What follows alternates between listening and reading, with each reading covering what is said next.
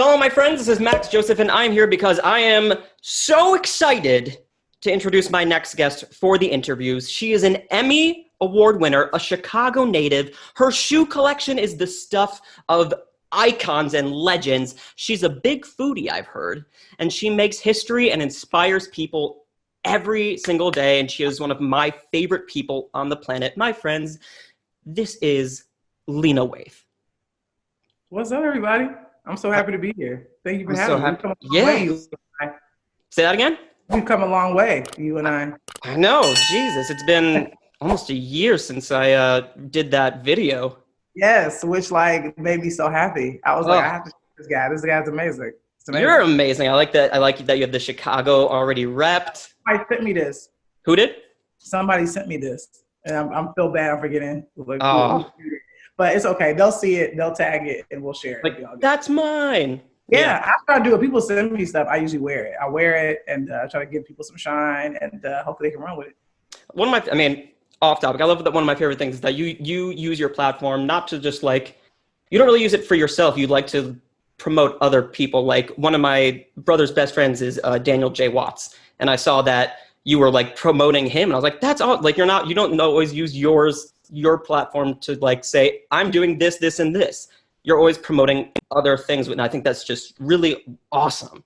That's what I love. To me, there's nothing better. And my friends and I do this too. Is like my friend Tiffany Johnson. She does this. It's monthly now playlist that she sends around her friends and family. And she has a great ear for music. She's a director. She's dope. But what's cool about her is that she knows about artists before everybody else does, and she'll put me on artists that I maybe wouldn't naturally go to listen to. Right. And it's such a great. She loves nothing more than when I tell her, "Oh, I like this song you put on the play," or I wasn't familiar with that artist. It gives her such a great joy because she's introducing me to something that I didn't know about before, and now that I like, and I'm going to continue to research that person or go find the other music.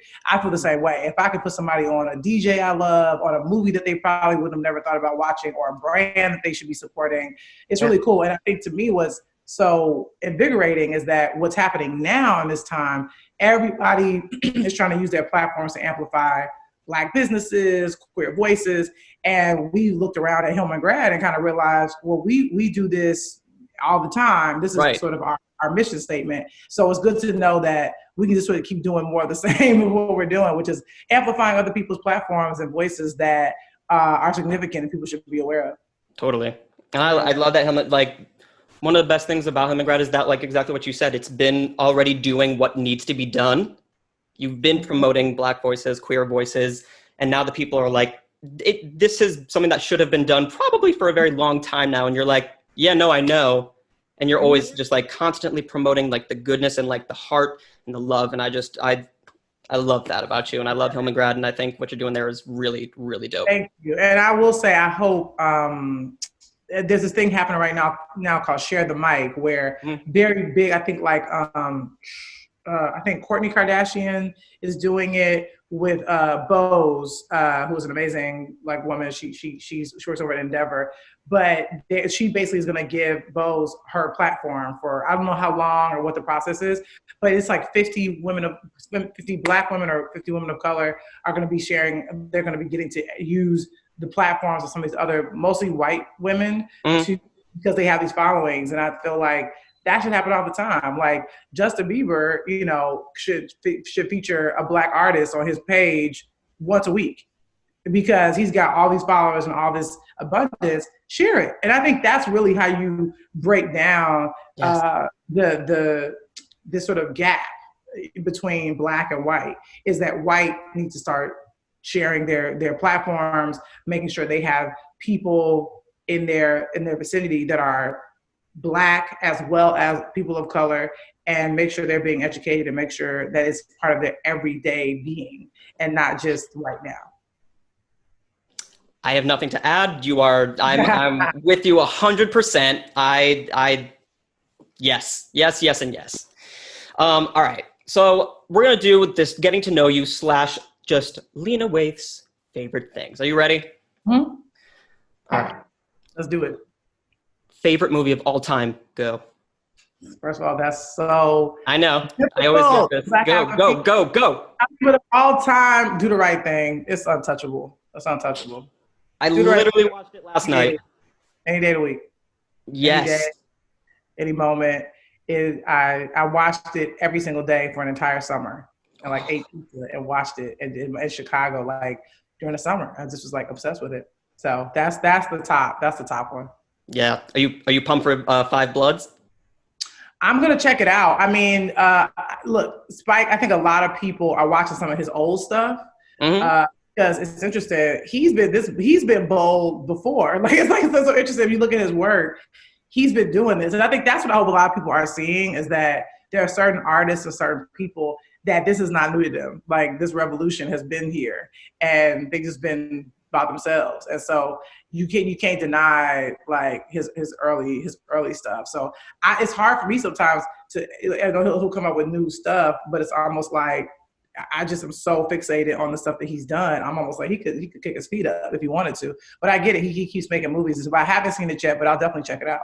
Okay. So excited. I look forward to your review. Maybe I'll wait for your review first. We'll see what happens. Yeah, I'm excited. It has a great. Also, not the best time to be if you don't like it to bash a Spike Lee movie. So there lies your dilemma if you don't like it. Yeah, I don't see myself not liking a Spike Lee. I think he's actually one of the greatest writers and directors ever. No, I agree. And even though he does get a lot of love, and I'm happy he's getting more love, I still think he'll always be unsung. Like Woody Allen and Tarantino have probably a lot more money and access that he does, and you can't tell me that he's not better or stands next to them. So yes, he gets a lot of praise because he is who he is and he's one of one. But I think he could get there's more flowers. Yeah, 100%. Who are your favorite actors? Just like male, female, non-binary, whatever. Just favorite actors. Do I give you two answers or one? Whatever you want. It's your time. To me, I think Denzel Washington is one of the greatest actors of all time. He's my second favorite actor of all time. He's my second favorite actor of all time. It's a new thing now, like where we don't want to separate actors and actresses, but because the truth is they're doing the same job. Mm-hmm. So, and because I want two answers, I'm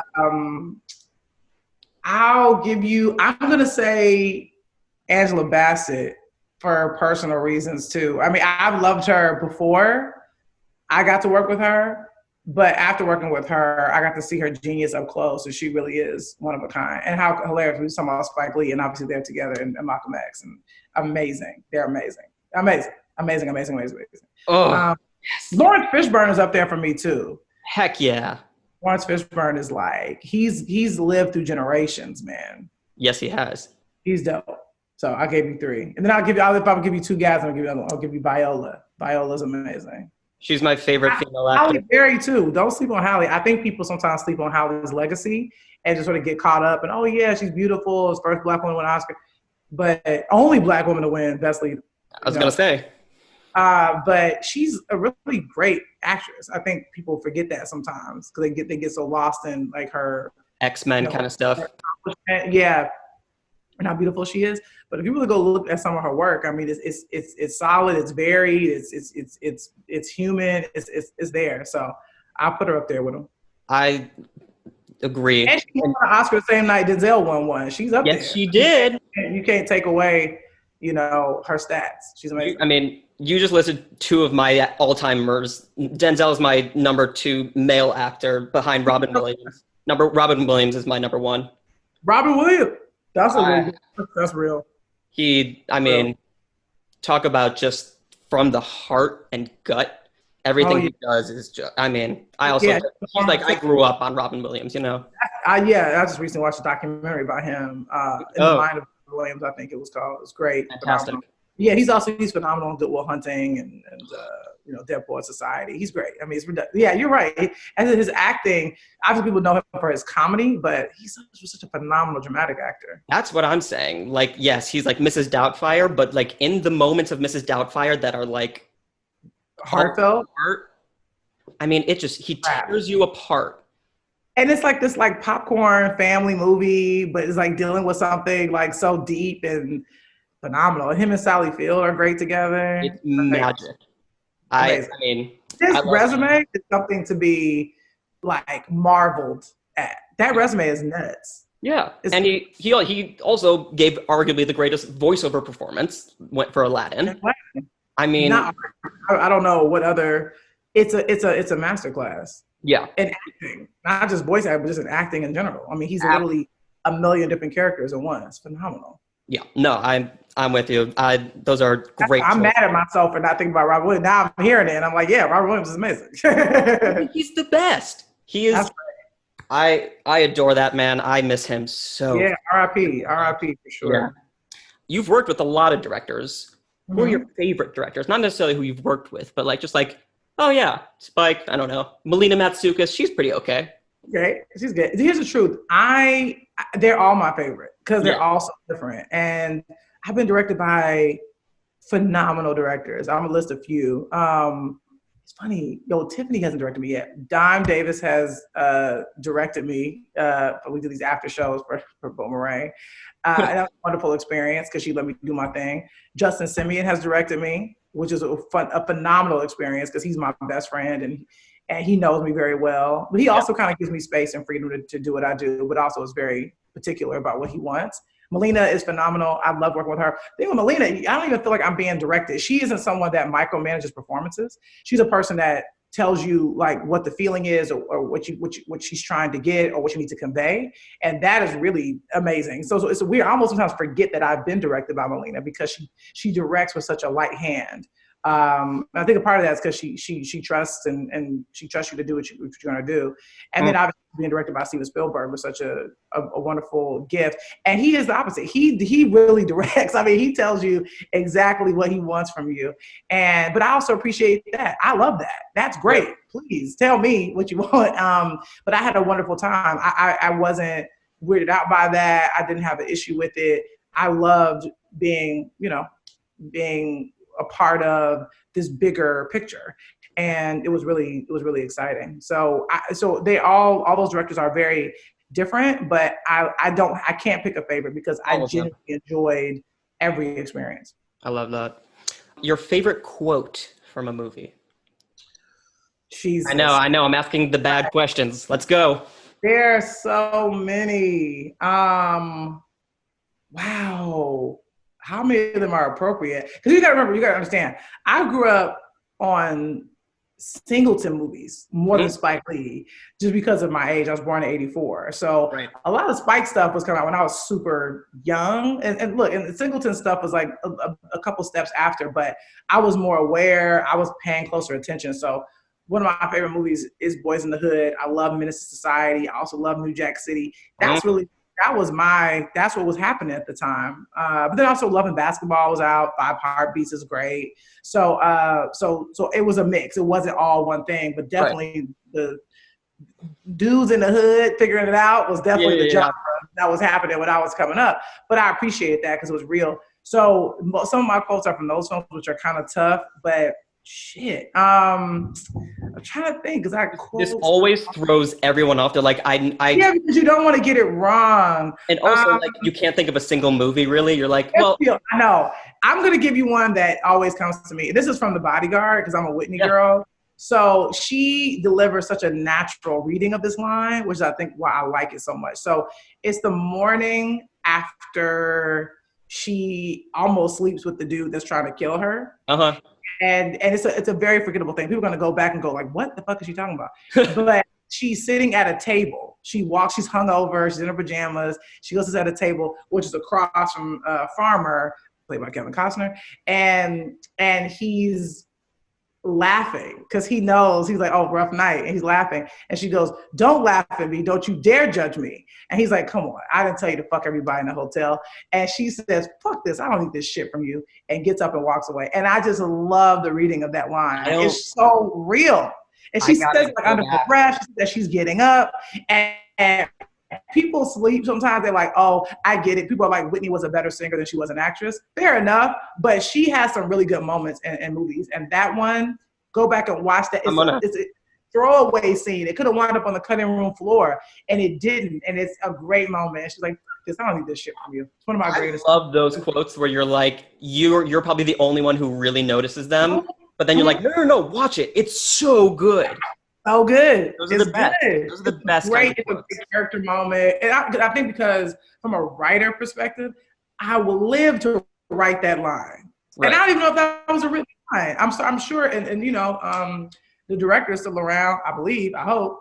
He probably could say, it sounded a little bit like, but it also sounded like a scripted line. But either way, it's a beautiful moment and I love it. I love A that. black woman telling a white guy, fuck this, I don't need this shit from you. And getting up and leaving the table is quite revolutionary. Oh God, Whitney. R.I.P. Truly. Yeah. All right. Let's go to favorite song written for a movie. Oh, that was easy. Again, Janet Jackson, Poetic Justice. Heck yeah.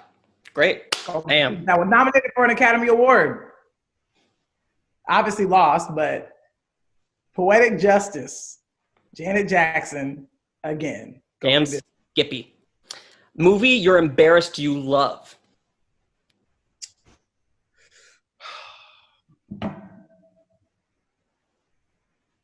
I mean, The Players Club. Hey! But it's like, but you know, it's like, but I'm not alone. I'm not alone. No, of course not. Players Club is like a cult classic, and I've gotten to meet Lisa Ray. And any black person that sees Lisa Ray out in the world, like giving her flowers, show her respect. We all know about. But I got my mom. This is how good my mom was. She took me and some friends as kids to go see Players Club in a tiny ass movie theater in Chicago. I don't know where we was, but it was like dangerous for us. But it was like we don't give a shit. But we went to go see Players Club, and the fact that I saw the Players Club in a movie theater in Chicago, don't ever doubt. But also you get to say that you did that, which is kind of fun. I saw Players Club in a messed up neighborhood, but it was great. It was amazing. It was great. It was a wonderful movie-going experience too. Exactly. And that's sometimes like the most important. I saw Borat with my father before he passed away, and it was one of the funniest experiences of my life that you should never see Borat with your father because it's just like so revolting. It's like, I don't want to talk to you about this gross thing that's in front of me. It was so just like, I love those memories that like you have that no one can really know. Like, it's hard to share them and like have someone like enjoy it with you. Yeah, it's weird. I remember seeing Love Jones as a young person with my aunt, and there's like a whole sex scene in there. It's like embarrassing. Yeah, it's like that's definitely a lesson people gotta learn. When you're going to see a R-rated movie or something, go with a friend. Don't go with a aunt, a uncle, a father. Like no. But I'm glad you got that. You got to share that moment with your dad, though. That's important. Yeah, absolutely. So embarrassed or not is important. It's something I'll always treasure, and I will always laugh when I look at that movie. A movie you're embarrassed you haven't seen. I haven't seen Shawshank Redemption all the way through. Lena! I know. Yeah. I almost want to hang up this call. I know. I keep trying to do it, but it's a long movie. It's a commitment. I've been on planes. Maybe it's my goal before this year is out to just say, fuck it and go and just do it. I know. Every time I see favorite movie of all time, like, I haven't seen that entire film. And maybe this is a good time too, because it's about a black man, a white man working together, and like it's like, yeah, maybe I should see that. Freeman gave the best work of his career. Yeah, people say it's like I've seen like pieces of it. Because that's the thing, I think a lot of people have seen, you start watching a movie and you get up and walk away and get distracted, whatever. So it's one of those things where like I've definitely seen scenes from the movie. I'm not crazy, but I've not seen it all the way through. I gotta just do one sitting. And I can do that. I can literally sit my black ass down in front of the TV and like that's not hard. I am asking you from the bottom of my heart to watch it. Oh my God. Give me a movie and I will watch it tonight. I will watch whatever you want. I don't care if it's awful. I will watch it. Watch Shawshank.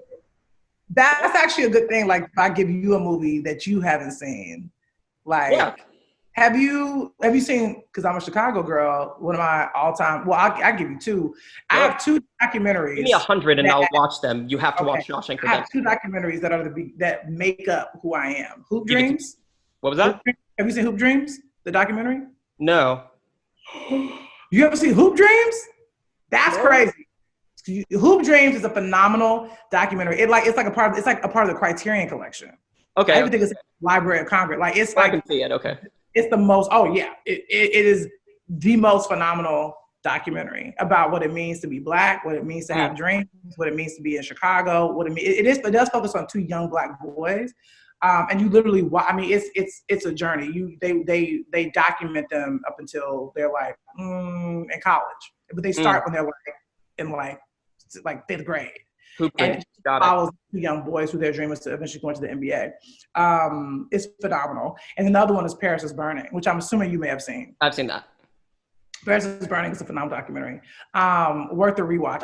Paris is Burning is where I got my personality. I mean, it is like those amazing people, and I honored them when I was honored with the MTV Award because of those people to me are revolutionaries and trailblazers. But definitely check out Hoop Dreams. Hoop Dreams is a phenomenal documentary. I will check out Hoop Dreams if you watch Shawshank Redemption. Of course. On it.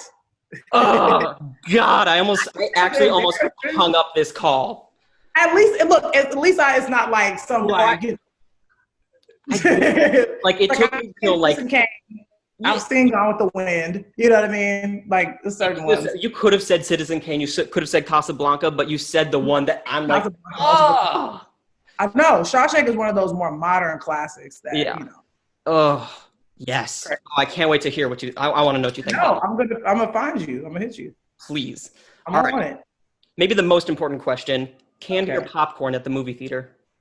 Both. I'm greedy. And I also, too, this is big. I miss going to the movie theater. I'm a person that likes going to the movies. I like going to premieres. I like sitting in a sea of people. Yes. Watching the same thing and reacting to it. So, but I do both. I'm a person, I like Sour Patch Kids. I love popcorn with butter. And Milk Duds are good. Yes. And I like underrated Milk Duds are. Yeah, Milk Duds are underrated, man. It's caramel and chocolate. What do you want? Yeah. And I also often will do a hot dog situation just because I'm greedy and I've probably smoked before I left.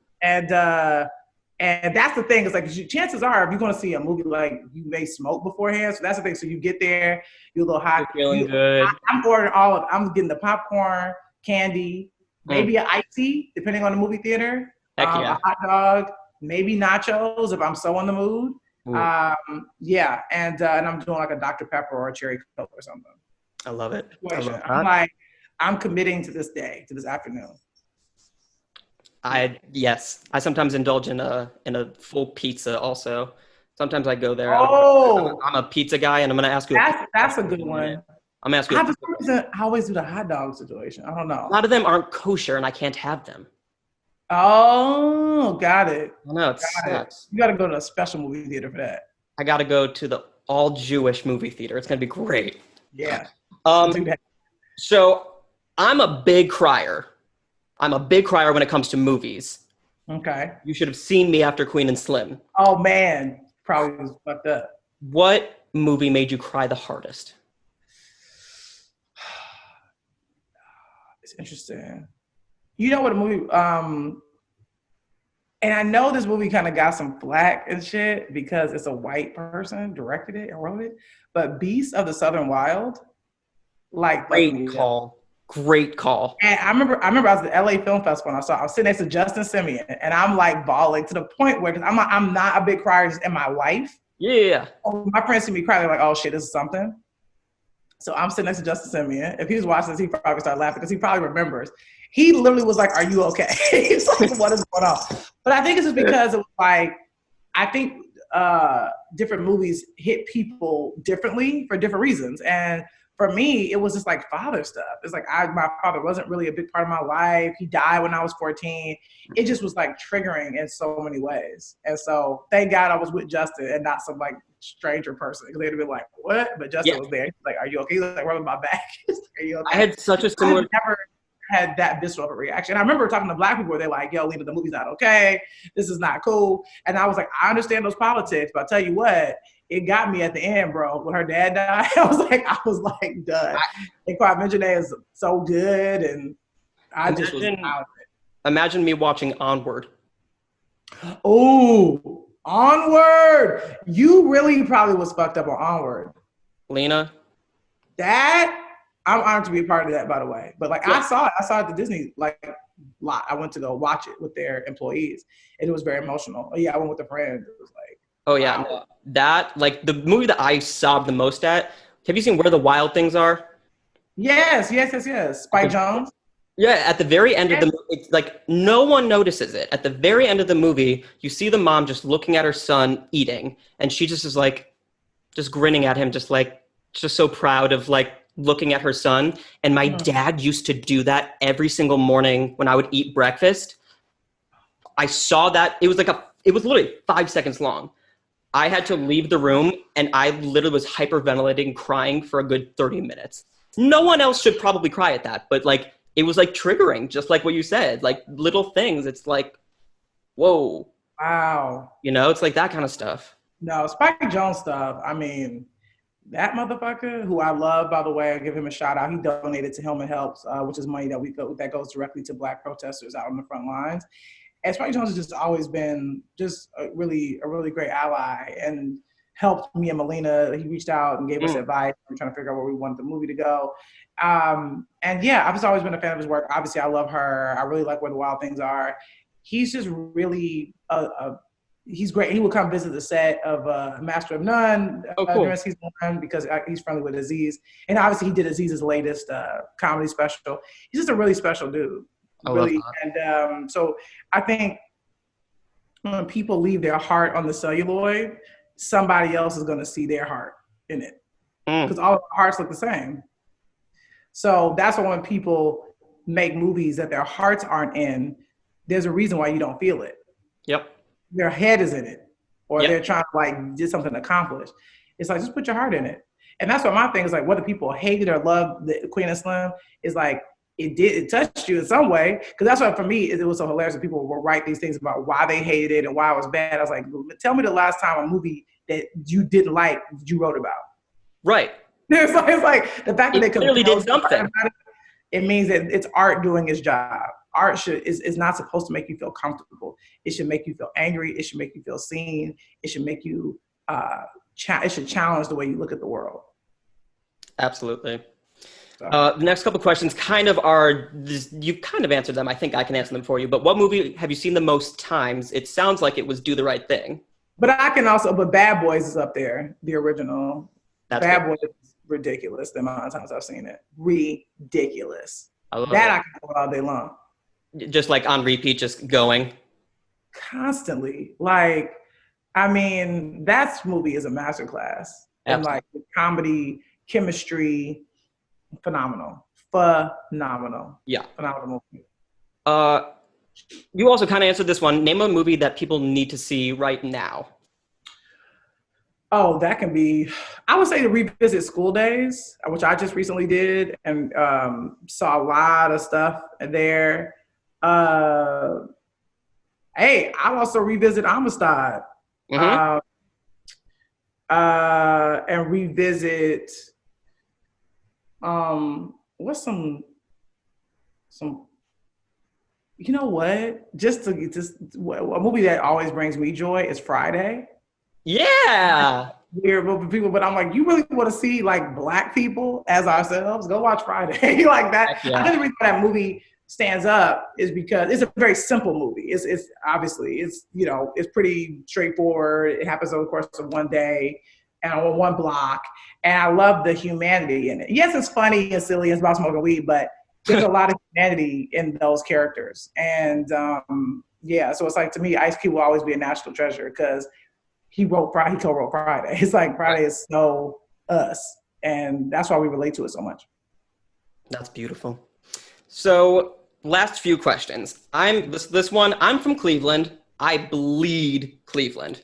My fiance is from Chicago. She loves Chicago. Why is Chicago so important to you, and how has it inspired your work? This isn't necessarily a favorite thing, but I'm curious, like, how it has inspired you so much, because I know a lot of what Cleveland gave me, I put out into the world. So I want to know, like, what Chicago really did for you and how you use it every day.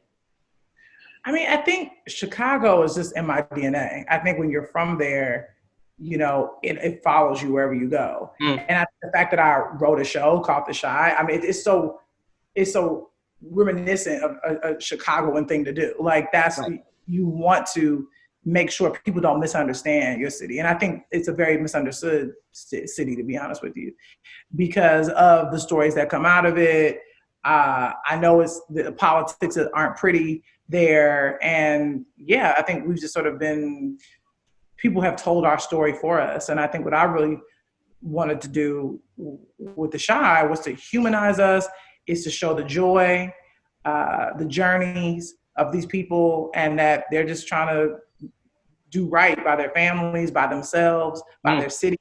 And that can be relatable to any city. Every city has stuff. Yeah. Every city has skeletons, and we have ours, but we aren't afraid of them. We aren't ashamed of them. And, you know, we're a strong bunch. And you know, people always wonder, where does the hustle come from? And a lot of it comes from being from Chicago, because I took the bus, I took the trains, finally got a RAV4, got that, worked at Best Buy, got through the winters, worked at Blockbuster, went to Columbia College in Chicago. Yeah. I just really have so much of it in my DNA, and I've lived in different parts of it. I grew up on the south side of Chicago. Right. Then we moved to Evanston, which is a bit of a suburb, but still near my campus.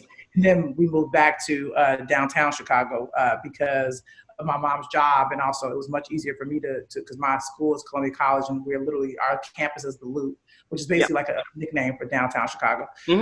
So I've got to be all over, and whenever I go back, I always still feel like I'm going home, no matter how long I've lived in LA, and I've lived in LA for a very long time. But my roots are there, and my mother, wherever your mother is, where your heart is. So that's what my mother's still there. That is a very good point. Whenever I go home to Cleveland, I'm like, all right, I'm finally home. I'm like, yeah, this, you know, New York is home, but like Cleveland, that is, I'm going home for a wedding or like blah, blah, blah. It's not like I'm going to Cleveland, I'm going home. No, exactly. That's how it'll always be. Yeah. Next two questions aren't movie related, but I just want to ask, because I don't know, are you a sports fan? And if so, who do you root for? Growing up in Chicago, could not be a Bulls fan. You know, I got to grow up during the heyday of the Bulls and MJ. Yeah, you did. And Scotty and Rodman. So it's sort of a natural thing, but that was the only real sport in my house that we followed. And there's a house full of women. I mean, it was my grandmother, my mom, right. My aunt, our next door neighbor was an older Black woman, and my sister. But we just always loved watching the Bulls. We loved watching MJ. It was a source of pride for us. Yeah. So that was the only sport that I still follow is basketball. I think because growing up in Chicago, and like Hoop Dreams and watching Jordan, like it's just, basketball is really our sport. And people often think that I played or I do play because I'm tall, I'm built like an athlete. I'm not an athletic person at all. This is just genetics. I don't know what that is, but I don't play any sport. You look like a basketball player with that like Chicago looking jersey right now. I know. I have the energy and the vibe of an athlete. I am not one at all. Trust me. You're gonna stick to, you know, writing, not maybe shooting. Yeah, books and, you know, reading and movies and stuff. Yeah. That's my jam. But yeah, so I mean, the tough thing is the Bulls aren't like, we don't have the best team in the world right now. But if I'm watching basketball and the Bulls are playing, I'm rooting for them. Okay. But also now I go more for players and like vibe and, you know, but I'm not a person that has like a team's logo tattooed on my body somewhere. Right. I don't have that, but I'm rooting for, you know, whoever. It's like, I like rooting for the underdog. If there's an underdog coming into the playoffs, I'll root for that team. Sometimes that's just my energy. Yeah. You know, somebody's always winning, I like rooting against that person. I'm like, no, let's get a new winner in there. So that's based on, I usually always root for the underdog. Love it. There's two more questions. This one's probably the most important. Cool. Greatest pizza place on the planet? Honestly, there's this new place that's out in LA that I found that's dope, but I got to be in Chicago and say Giordano's. So I can't. I can't. Answered wrong. It's Luminati's. It's lose. It's lose. No, it's Giordano's. I gotta be like loyal. But there's Shawshank and you don't choose Luminati's? Gosh. Come on, Giordano's, dog. That's what it is. They know it's great. It's no lose. It's no lose. Giordano's make me look good, guys. Come on. Yeah, that's right. Any pizza place, honestly. Final question. I saw on your story the other day that you are, quote, back at it. Care to elaborate, my friend? Oh, Maybe it's I've been me. writing. No, I've been writing throughout quarantine, Mhm. but I did take a bit of a beat because we were just trying to figure out, as a company, at Home and Grad, what we could do to help. And what people don't realize is it takes the entire company. Like, if we come up with an idea, which, okay, we want to give directly to Black protesters, we want to help them with rent, uh, Mhm. student loans, car notes, bills, groceries, whatever it may be. But that has to go through Cash App. I Right. put up 45K of my own funds. It's not a tax refundable thing. We made sure people are aware of that. We told people, like, hey, if you want to donate to us, we'll distribute the money. Some people have been going and finding people in the comments on their own. But it takes a lot of us to calculate the donations, make sure people have gotten the funds that they've asked for, and making sure it's the right amount. So we've also taken a bit of a beat to really focus our energy on making sure people are getting what they need. And that's like about a 4 or 5 people job. So we've Mm. been doing that. But now that we've kind of gotten a system, we've gotten it under control, now I'm a little bit more back at, okay, this is my day job. This is what I do regularly.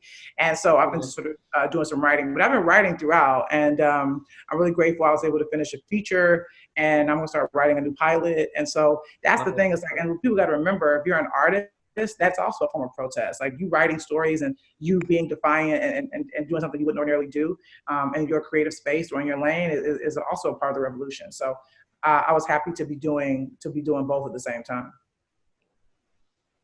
Mm. Yes. Oh God, I love you. Sure. That was beautiful. You're a wonderful human being. Who are I, you?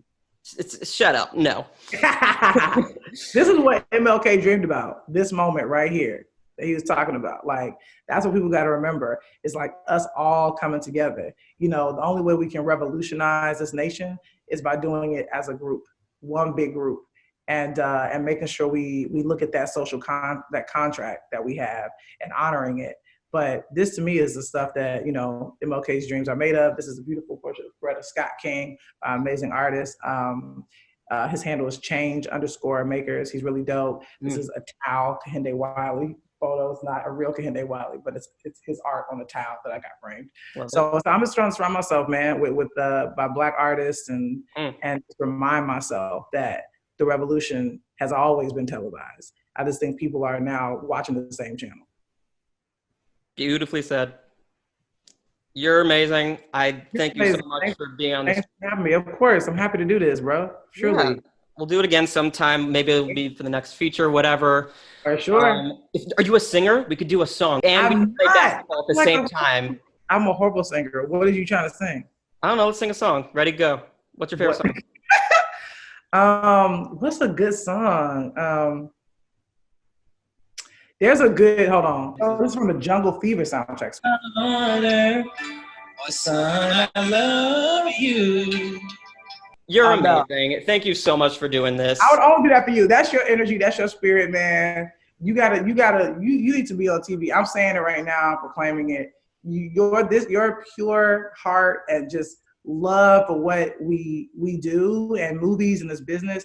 We don't exist without pure and amazing people like yourself. So thank you for being a fan. Thank you for being so passionate.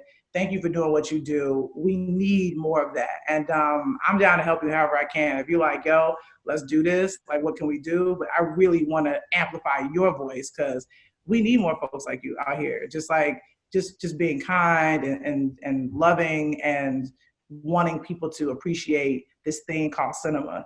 And because it really does, it has the power to change things. And so thank you Absolutely. for being so excited by what we do, because it keeps us going. That means the world. I appreciate that. Truly. Thank you, brother. Thank This you was for great. being here. Thanks for having me. Yeah, my friends, Lena Waithe in all her glory. No, shut up. Thank you for watching. Shalom, my friends. Power to the people.